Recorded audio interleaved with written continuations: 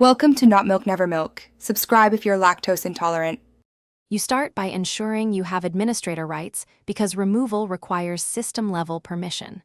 Once done, quickly back up critical files and create a restore point so you can undo changes if needed. Next, open the Start menu and navigate directly to Settings, then to Apps or to the antivirus vendor's security app.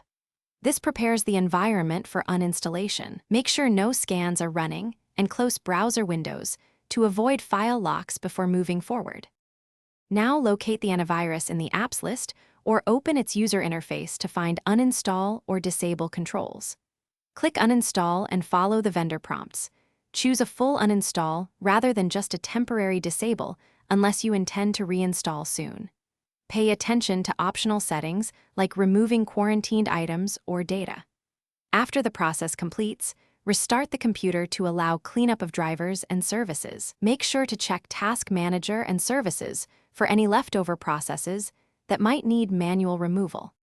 Finish by running the vendor's dedicated removal tool if the standard uninstall left remnants. These tools remove drivers, scheduled tasks, and registry entries.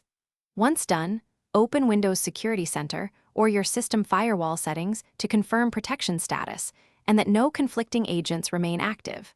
Run a full system scan with an alternative tool or built-in scanner to verify no malicious files persist. If something goes wrong, reboot into safe mode and rerun the removal tool. This often clears stubborn files. Thanks for watching. If this was helpful, leave a like and consider subscribing. See you next time.